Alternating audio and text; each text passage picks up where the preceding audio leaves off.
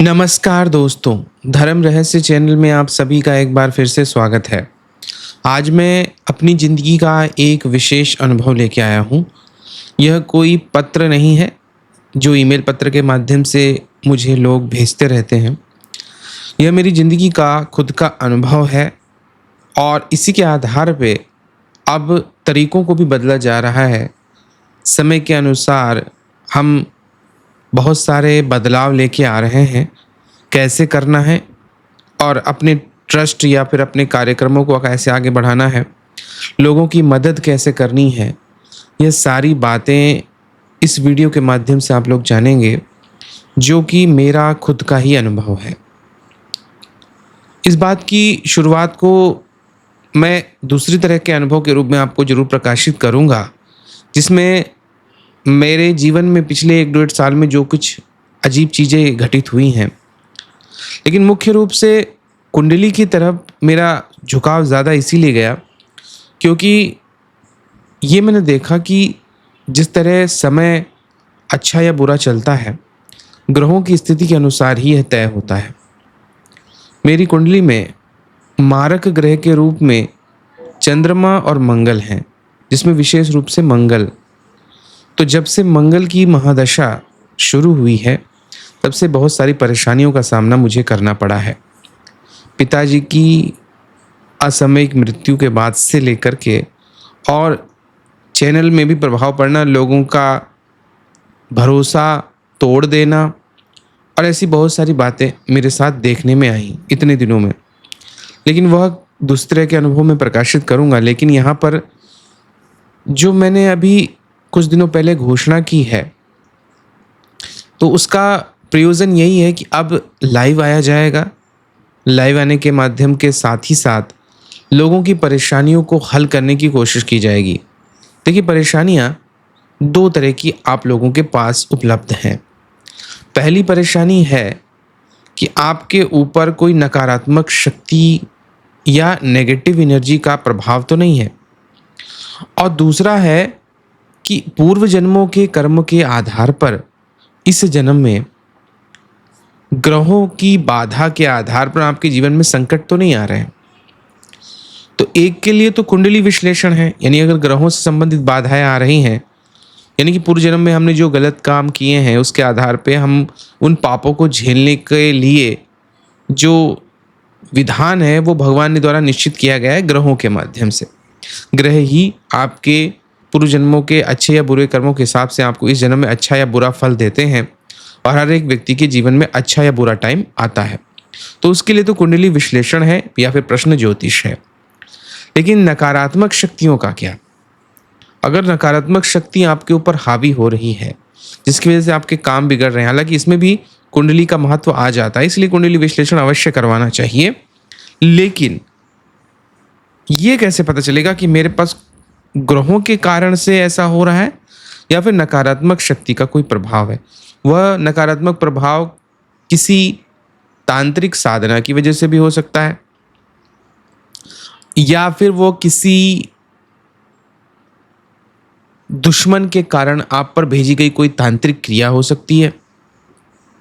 इसके अलावा जाने या अनजाने में की गई कोई गलती हो सकती है। साधना में भी आप वो गलती कर सकते हैं।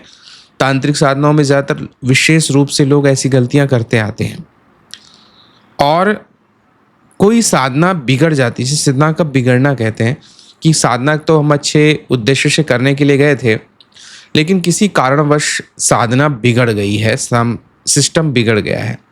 तो उसको भी समझने के लिए हमको ये जानना जरूरी होगा कि आखिर ये जो समस्या है उसका कारण क्या है। तो नेगेटिव एनर्जी और ऊर्जा चेकिंग या ऑरा चेकिंग की प्रक्रिया को आवश्यक रूप से मैं अब आगे बढ़ाऊंगा, और आप लोगों के लिए लाइव वीडियो के माध्यम से साथ ही साथ सभी लोगों को एक एक व्यक्ति का चयन किया जाएगा, और उसको हम यूट्यूब लाइव के माध्यम से भी दिखा सकते हैं, या फिर उसका चेहरा छिपा कर या बाकी चीज़ों से जैसा उसको अच्छा लगे उस हिसाब से सिस्टम से हम उसको बताएंगे। आप सभी लोगों के लिए विशेष दिनों का निर्धारण किया जाएगा। धर्म रहस्य चर्चा चैनल के माध्यम से भी, और यूट्यूब हमारा धर्म रहस्य चैनल जो है उसके माध्यम से भी ये चीज़ें अब की जाएंगी। शुभ मुहूर्त से ही एक प्रक्रिया शुरू की जाएगी, तो इसके संबंध में मैं आपको जल्दी ही बता दूंगा। लेकिन आखिर नेगेटिव चेकिंग अभी तक मैंने क्यों नहीं की, ऑरा चेकिंग अभी तक क्यों नहीं की, और इसको करने का जो मूल कारण है वो क्या है, कहाँ से ये चीज़ें शुरू हुई हैं, तो ये एक अनुभव के माध्यम से हमारे साथ जुड़ गई और इसी के माध्यम से मैं आपको अब इन चीज़ों को चेकिंग करने की कोशिश करूँगा। तो मैं उस अनुभव को आप लोगों के साथ साझा करना चाहूँगा। ये बात कुछ दिनों पहले की है, जब हमारे परिवार में हो रही मौतों में से एक और मौत हुई जो मेरी ताई जी की थी, तो हमें गांव जाना पड़ा उसके लिए। लेकिन उससे पहले जो प्रक्रिया हुई वह मैं आपको बता देता हूँ। सुबह सुबह मैं जब अपने बच्चों को स्कूल छोड़ने के लिए जा रहा था, तो रास्ते में एक काले कपड़े पहने हुए एक स्त्री मिलती है मुझे, और वो कहती है कि मैं आपको कुछ देना चाहती हूँ। मैंने पूछा, आप कौन? उसने कहा, मैं अपना परिचय तो नहीं दूंगी, लेकिन मैं आपको कुछ चीज़ें देना चाहती हूँ। मैंने पूछा, आप मुझे देना चाहती हैं, लेकिन ये तो बताइए कि आप क्यों देना चाहती हैं और मुझे आपने क्यों चुना और क्या उद्देश्य है आपका? तो वो मुस्कुराकर कहने लगी कि हमारी जो गुरु माता हैं, जो उनके पास सामग्री थी, उन्होंने कहा था कि इस सामग्री को उसे देना जो लेने से पहले तुमसे बड़े सवाल करे और जल्दी लेने के लिए तैयार ना हो। और आपने एक प्रकार से हमको मना ही किया है कई बार। मैंने उसको कई बार मना भी किया कि नहीं, मुझे नहीं चाहिए, मैं आपकी कोई सामग्री नहीं ले सकता हूँ इत्यादि। वह स्त्री मेरे पास रोज़ रोज़ आती थी और फिर एक दिन जब मैंने उससे पूछा, आप मुझे कैसे जानती हो और मैं कौन हूँ? तो उसने कहा, आप तो मैं जानती हूँ कौन है, आप धर्म रहस्य यूट्यूब चैनल चलाते हैं।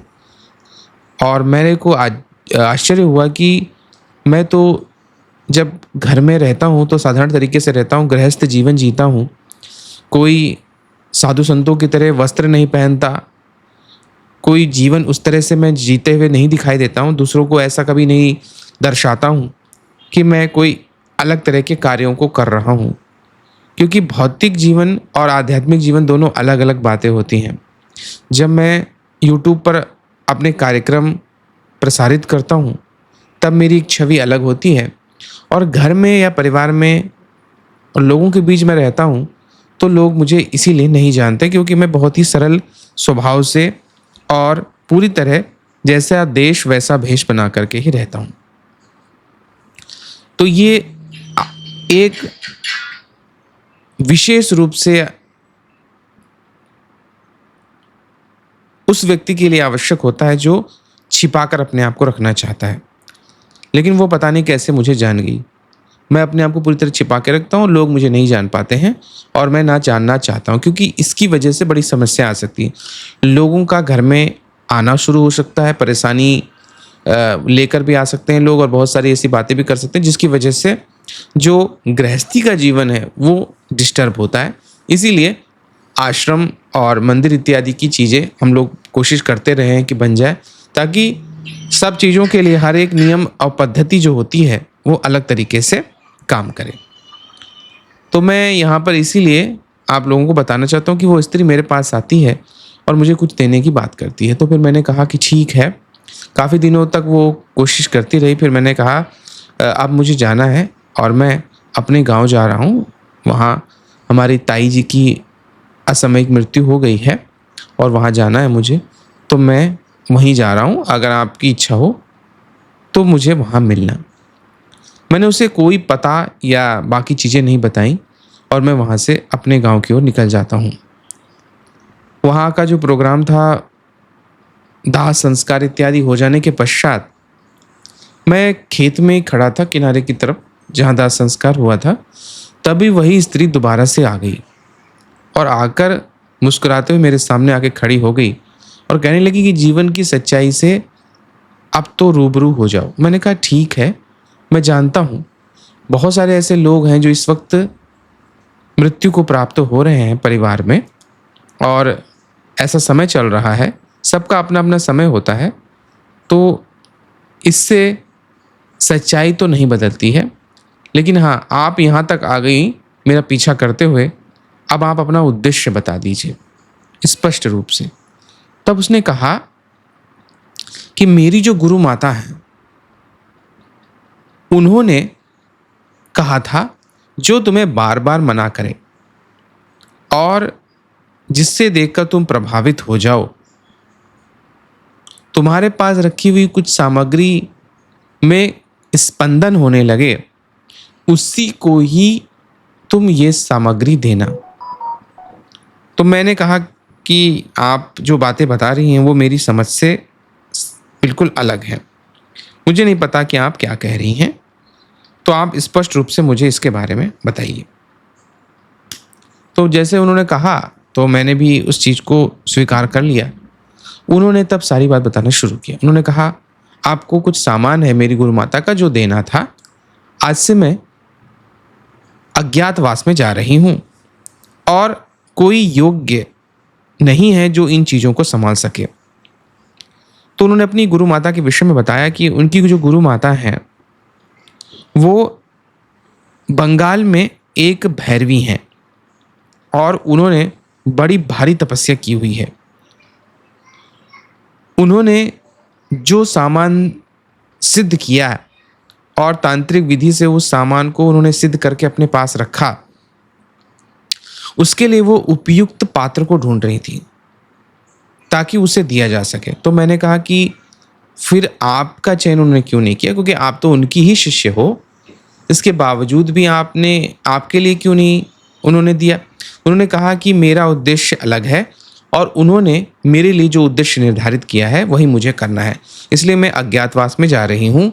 लेकिन इस सामग्री का उपयोग अच्छे हाथों से हो, इसका गलत उपयोग ना हो, और चमत्कार को जगत नमस्कार करता है, इसीलिए ये सारी चीज़ें उस व्यक्ति के हाथ में जानी चाहिए जो इसका गलत उपयोग ना करे।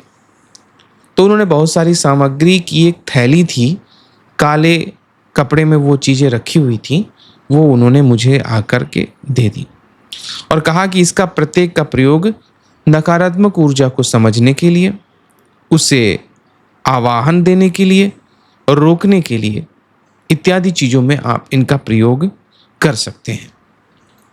मैंने कहा ठीक है, लेकिन मैंने कहा मैं इसे ग्रहण तभी करूँगा जब मैं उस देवी से मिल लूँगा।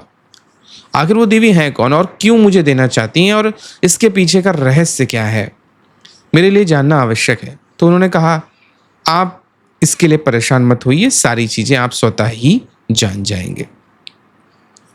इसके बाद मैं अपने घर आ गया वापस, और तभी मंदिर देखने के लिए और ज़मीन के लिए कि हाँ कहाँ मुझे मंदिर बनाना है, बन सके, ऐसी परिस्थिति के लिए कई जगह मैं बार बार जाता रहता हूँ। तो उसी में एक स्थान था, वहाँ पे हम लोगों को जाना था, और वहाँ जाने से पहले ही रात्रि के समय में मेरे साथ एक विशेष अनुभव घटित होता है। लेकिन उससे पहले भी रात के समय जो चीज़ें उन्होंने मुझे दी थी वो मैंने उठा कर निकाल कर देखा, तो उसमें बहुत सारी ऐसी चीज़ें थीं जिसमें किसी की नकारात्मक शक्ति को देख सकने की शक्ति, इसी के साथ किसी का ऑरा को पकड़ने की शक्ति, विभिन्न प्रकार के चमत्कारिक चीज़ें जो उसमें साथ मुझे मिली थीं, वो सारी की सारी उसमें उपलब्ध थीं। तो मैंने एक एक को चयन करके देखा और वो सच में काम कर रही हैं और मेरे लिए वो चीज़ें फ़ायदेमंद है। बस इसी वजह से मैंने ये सारी चीज़ें की। आगे इस घटना में मेरे साथ क्या क्या घटित हुआ है और उनका क्या मार्गदर्शन मुझे मिला उस देवी का, और वो देवी भैरवी क्यों हैं, तो ये सारे बंगाल की जो भैरवी देवी हैं वो क्यों हैं और क्यों वो गुप्त रहती हैं, सारी बातों को हम लोग अगले भाग के माध्यम से मैं आपको बताऊंगा। लेकिन इसीलिए मैं ऑरा चेकिंग सबकी और नेगेटिविटी चेकिंग की चीज़ें मैं करने वाला हूँ आप लोगों के साथ में, ताकि आप लोगों को आसानी हो और आप सभी के कार्य बनते जाएँ और नकारात्मकता की जो भी स्थितियाँ हैं उनको समझा जा सके। इसके अलावा पहले भी मैंने बताया है कि जो लोग कुंडली विश्लेषण करवाना चाहते हैं वो भी अपना कुंडली विश्लेषण अवश्य करवाइए, ताकि हम समझ सकें कि आपकी ज़िंदगी की परेशानियों को कैसे हल किया जा सकता है। भविष्य में मैं आप सभी लोगों से, अगर मंदिर के लिए स्थिति बनती है, क्योंकि समय अच्छा नहीं चल रहा है, तो ये सारी चीज़ें आगे चल के क्या कार्य करेंगी मुझे नहीं पता, लेकिन धीरे-धीरे मैं उस पर प्रयास तो अपना जारी ही रखूँगा, तो उसमें भी आप लोगों से मैं सहयोग अवश्य लूँगा। तो लाइव के माध्यम से हम लोग सारी करेंगे। उस शुभ मुहूर्त का इंतज़ार किया जा रहा है और ज़रूर आपके लिए इसके संबंध में आगे बातें बताई जाएँगी। तो हम लोग अगले वीडियो के माध्यम से इसको और भी अधिक जानेंगे और आप लोगों के लिए और भी अच्छी जानकारी मैं लेके आऊँगा। आप सभी का दिन मंगलमय हो। जय माँ पराशक्ति।